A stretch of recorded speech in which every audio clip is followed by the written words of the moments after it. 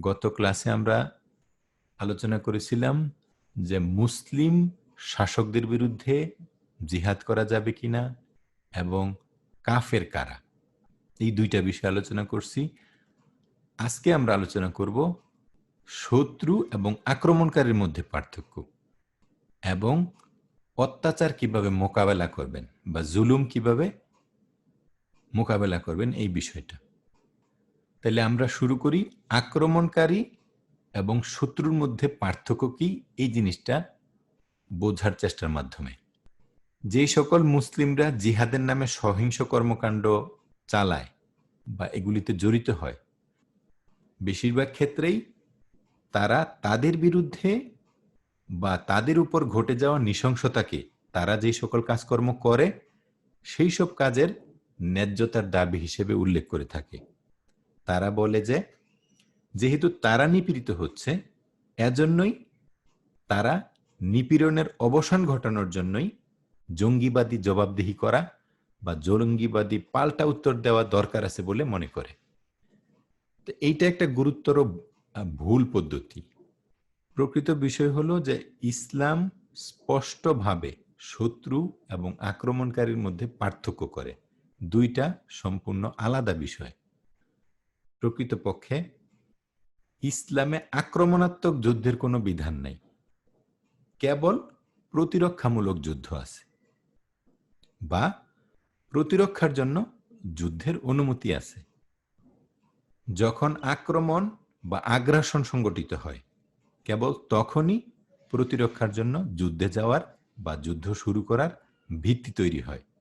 একবার যদি আগ্রাসনের বিষয়টি প্রমাণিত হয়ে যায়, তাহলে আগ্রাসন দমন করার জন্য একটি মুসলিম রাষ্ট্র অবশ্যই প্রয়োজনীয় পদক্ষেপ গ্রহণ করার অধিকার ভোগ করে।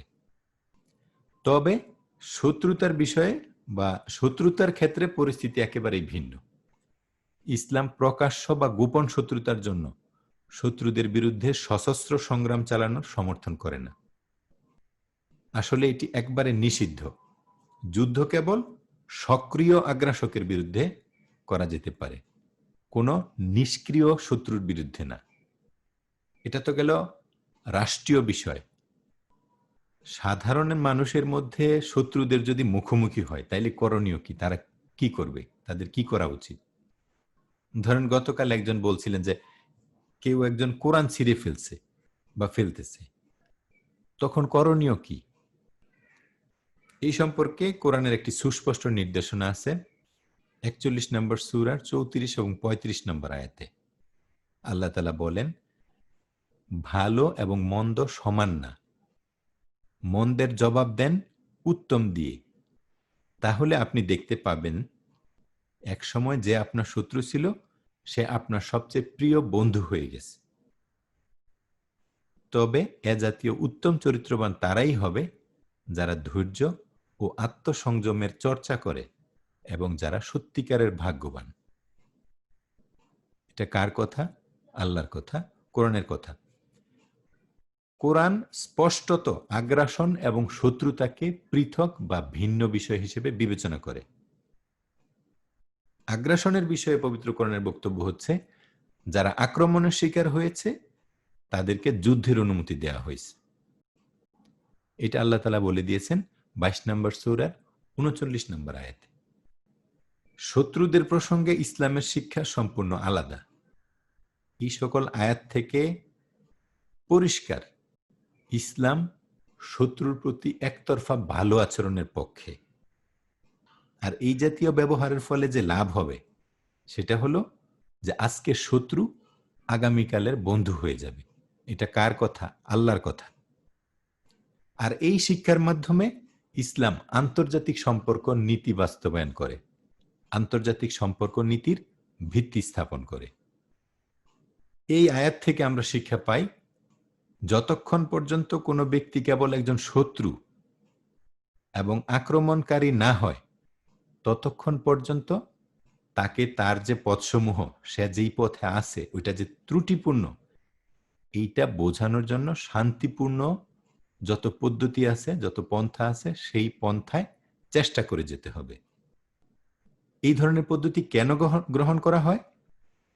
অবশ্যই তার হৃদয়কে নরম করার জন্য। তাকে আরো কাছাকাছি আনতে হলে একতরফা ভালো আচরণই করে যেতে হবে।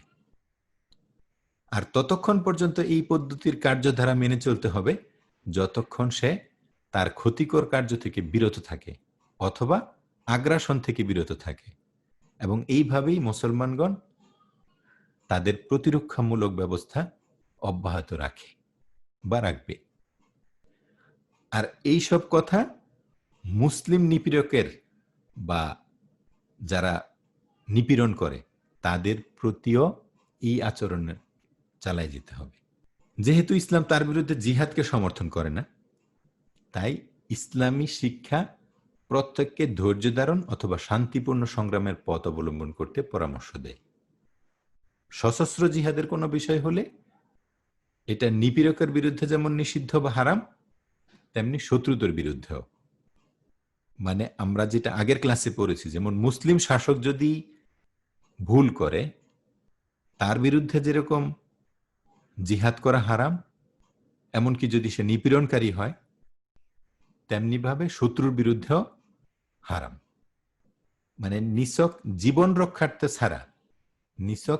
রক্ষার্থে ছাড়া কারো বিরুদ্ধে লড়াই, যুদ্ধ এগুলি করা ইসলামে বৈধ না। আর ইসলামী মতে নিপীড়ন কোনো স্থায়ী ঘটনা না। আজকের নিপীড়ক আগামীকাল শান্তিপূর্ণ পদক্ষেপে ইতিবাচক বা পজিটিভ প্রতিক্রিয়া জানাইতে পারে। তার শত্রুতা এবং অত্যাচারমূলক যে কার্যকলাপ এটা পরিত্যাগ করতে পারে এবং ঠিক তেমন হয়ে যেতে পারে যেমন আমরা তাকে চাই, যেমনটা আমরা তাকে দেখতে চাই। তবে নিপীড়নও শুধু যে নিখুঁত খারাপ উদ্দেশ্যের ফসল তা না, বা খারাপ উদ্দেশ্যের জন্যই এমনটা হয়ে থাকে না, বেশিরভাগ ক্ষেত্রেই এইরকম না। এমনও হয় এটা নিপীড়িতদের পক্ষ থেকে প্রতিশোধ নেওয়ার একটা ইচ্ছা। প্রায় এমন ঘটনা ঘটে যে কিছু ব্যক্তি বা গোষ্ঠীর ক্রিয়াকলাপ বা মনোভাব দেখে ক্ষুব্ধ হয়ে কেউ প্রতিহিংসামূলক কর্মকাণ্ডে লিপ্ত হতে শুরু করে, যেটাকে বলা হয় ভিকটিম দ্বারা নিপীড়ন। এই কারণেই ইসলাম কাউকে নিপীড়নকারী হিসেবে নিস্পৃহভাবে চিহ্নিত করতে নিষেধ করে। আমি কি কারো উপর নিপীড়ন করছি কিনা বা নিপীড়ন বা জুলুম এটা যাচাইয়ের সর্বাধিক কার্যকর কৌশল হলো প্রথমে নিজের সমস্ত কার্যগুলো পর্যালোচনা করা এবং নিজের মধ্যে ত্রুটিগুলো আবিষ্কার করা।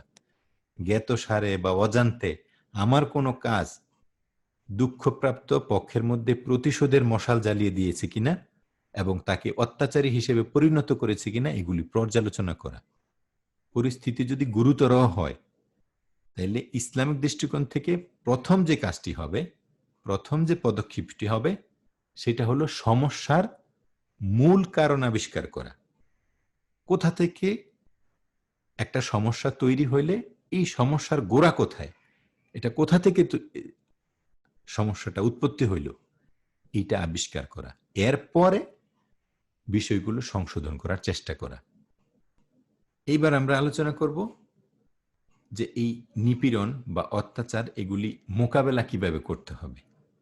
যেই সকল জিহাদিরা তাদের অনুমানকৃত শত্রুদের বিরুদ্ধে সহিংস জিহাদে লিপ্ত আছে, তাদেরকে যদি তাদের কর্মকাণ্ড সম্পর্কে প্রশ্ন করা হয় তবে তারা অনিবার্যভাবে একটা কথা বলে দেয়, কি, যে আমরা নিপীড়িত হচ্ছি, আমরা জুলুমের শিকার হচ্ছি, যে কারণে আমরা আমাদের অত্যাচারীদের বিরুদ্ধে লড়াই করছি। এই উত্তরটা প্রাথমিকভাবে আক্ষরিকভাবে সঠিক বলে মনে হয় এবং নৈতিক দিক থেকেও গুরুত্বপূর্ণ বলে মনে হয়, কিন্তু এইটাও বাস্তবের সাথে সম্পর্ক খুব কমই রাখে। নিপীড়নের বিষয়ে বাস্তববাদী হওয়ার জন্য পক্ষপাতিত্বহীনভাবে এটিকে যাচাই বাছাই এবং পরীক্ষা করতে হবে। এছাড়া পরীক্ষাটি হবে এই নীতির আলোকে যে খারাপের বিরুদ্ধে যে কোনো পদক্ষেপই তখনই সঠিক হতে পারে যখন তা ইতিবাচক এবং উপকারী রেজাল্ট নিয়ে আসবে, উপকারী ফলাফল তৈরি করবে। যদি স্বল্প মাত্রার অত্যাচারের অবসান ঘটাতে গিয়ে তার থেকে আরো বড় কোনো খারাপের মুখোমুখি হতে হয় তবে সেই পদক্ষেপটি গ্রহণ করা যাবে না, সেটাকে ত্যাগ করতে হবে। কারণ এই ধরনের পদক্ষেপ কাউকে ছোটখাটো সাময়িক সমস্যা থেকে বাঁচানোর জন্য আত্মহত্যা করার সমান। এই প্রসঙ্গে আমাদের প্রত্যেককে অবশ্যই মনে রাখতে হবে যে এই যে সমস্যাগুলো আমাদের মধ্যে, যত ধরনের সমস্যাগুলো, এইগুলো আল্লাহর সৃষ্টি পরিকল্পনার একটি অঙ্গ। এগুলো কেবল মানবিক ক্রিয়াকলাপের ফসল না।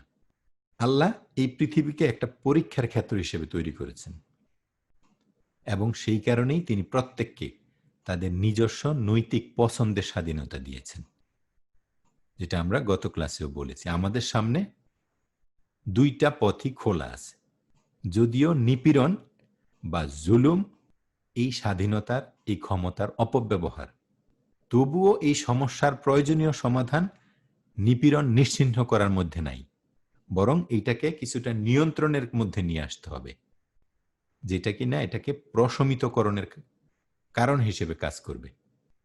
এটাকে আপনারা একটা গোলাপ ফুলের যে কাণ্ড, যে ডাটা, গোলাপের যে ডাটা, এটার সাথে তুলনা করতে পারেন।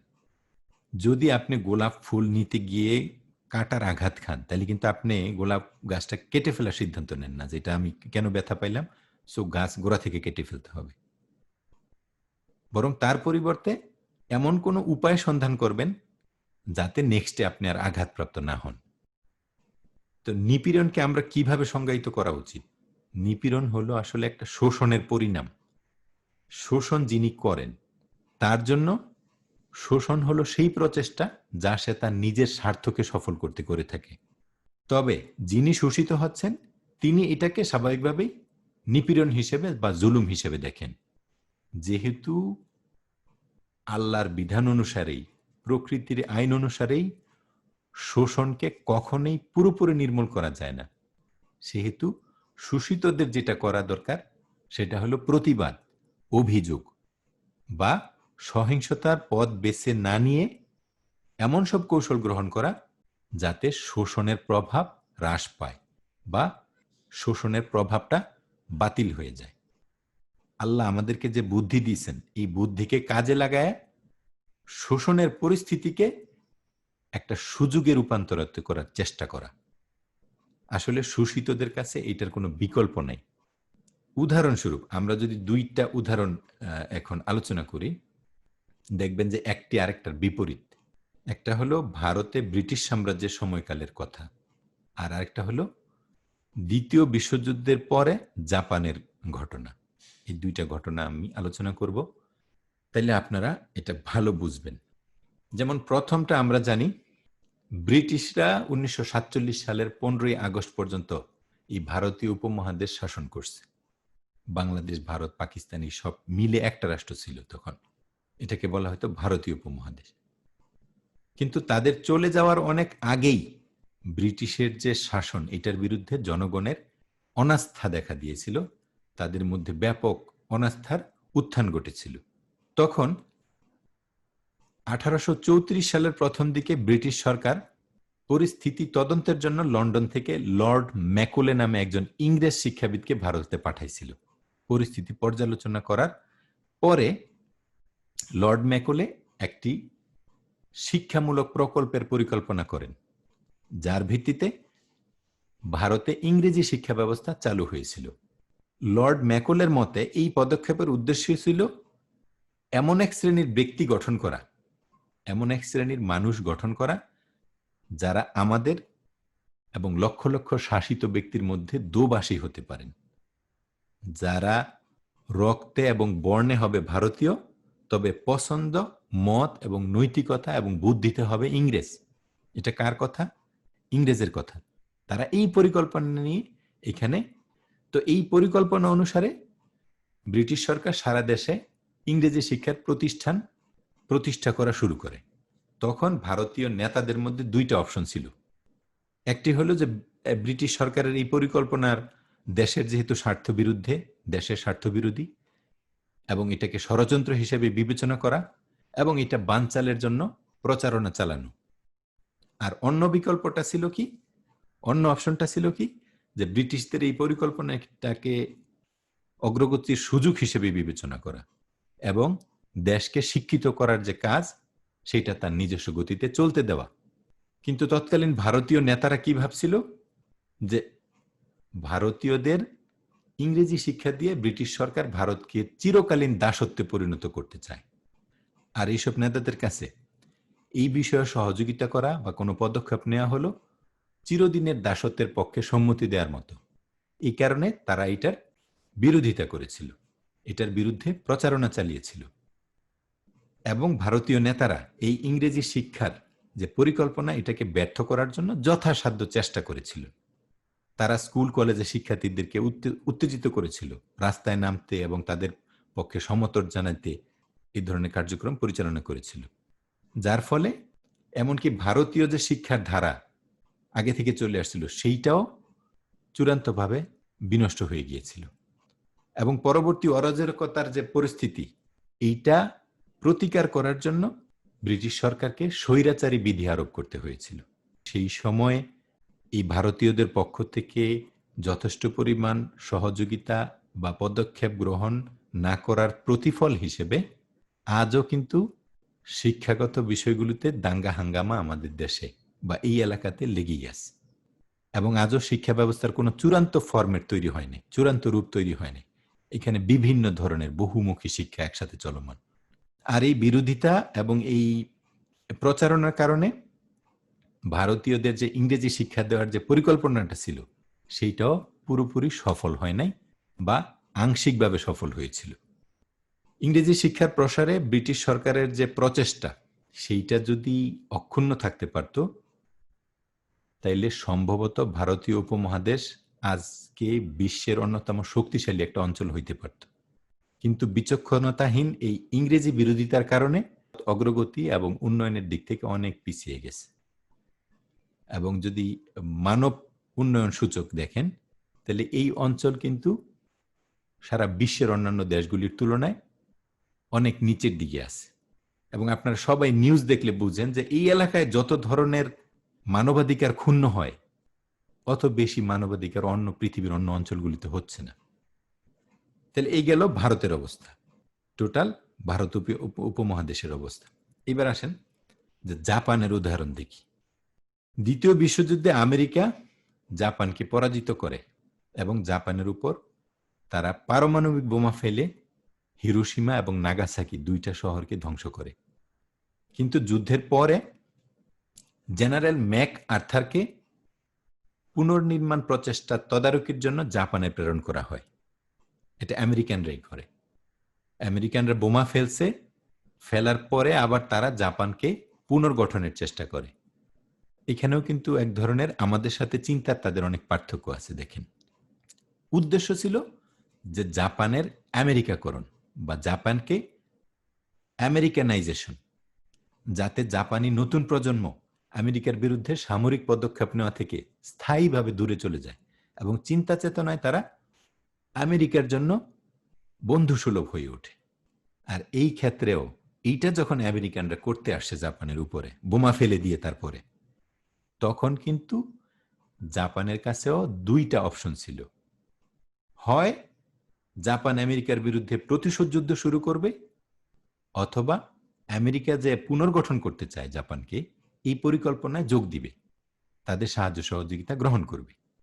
তো কি করে জাপানের যে সম্রাট, সেই সময় জাপানের সম্রাট হিরোহিতো আত্মসমর্পণ করে এবং ঘোষণা করে যে জাপানের উন্নত ভবিষ্যতের জন্য জাপানিরা অসহনীয়কে সহ্য করতে প্রস্তুত। অসহনীয় কেন আপনি বুঝেন। এখন যারা বোমা ফেলছে তারা আবার তাদের দেশ গঠন করে দিয়ে আসতে চায়। এটা কি জনগণের কাছে বা তাৎক্ষণিক যে আমাকে মেরে এখন আবার আমার চিকিৎসা করতে আসছো, অবস্থাটা সেই রকম। তো সেই জন্য জাপানের সম্রাট বলে যে জাপান তার উন্নত ভবিষ্যতের জন্য অসহনীয়কে সহ্য করতে প্রস্তুত। তখন কি হয়, আমেরিকান কর্মকর্তারা জাপানের জন্য ৩০ বছরের পরিকল্পনা প্রণয়ন করে, যেটা বাস্তবায়নের জন্য আমেরিকান সরকার বিপুল পরিমাণ অর্থ মঞ্জুর করে। আমেরিকানরা তাদের দিক থেকে বিশ্বাস করত যে ৩০ বছর পরে তাদের এই কার্যক্রম জাপানকে বুদ্ধিভিত্তিক দিক থেকে অধীনতার দিকে নিয়ে যাবে। কিন্তু বাস্তবে ঘটনা ঘটছে উল্টা। জাপান একটি অর্থনৈতিক পরাশক্তি হিসেবে বিশ্বের বুকে আত্মপ্রকাশ করে। তারা আমেরিকার সকল সুযোগ সুবিধা বা তাদের যে অর্থনৈতিক এবং অন্যান্য যে সহযোগিতা সেইটা তাদের নিজেদের উন্নয়নের জন্য কাজে লাগায়। এই আধুনিক যুগে ইসলামের নামে সংগঠিত সন্ত্রাসবাদী কর্মকাণ্ড মুসলিম নেতাদের নেতিবাচক প্রতিক্রিয়ার ফসল। যদি মুসলিম নেতৃবৃন্দগণ সময়োপযোগী এবং পজিটিভ বা ইতিবাচক পদ্ধতিতে প্রতিক্রিয়া জানাইতে সক্ষম হইত, তাহলে এই সন্ত্রাসীরা এমন একটি অবস্থানে নিজেদেরকে আবিষ্কার করতে পারত যেখানে তারা প্রকৃতপক্ষে ইতিবাচক ভূমিকা নিতে পারত এবং তাদের যে কথিত প্রতিপক্ষ তাদেরকে খতম করার বা হত্যা করার যে নেতিবাচক ভূমিকা পালন করতে তারা নিজেদেরকে রান করাচ্ছে, তাদেরকে পরিচালিত করতেছে, এইটার পরিণাম কি হচ্ছে? পরিণামে আসলে তারা নিজেদেরকেই হত্যা করছে। এখন যদি আপনি বিশ্বের দিকে তাকান, মুসলিম বিশ্বে যেই পরিমাণ খুন খারাপি হচ্ছে, এটা তো অন্য আমাদের যে যারা আমরা যাদেরকে কথিত শত্রু মনে করি তাদের এখানে হচ্ছে না।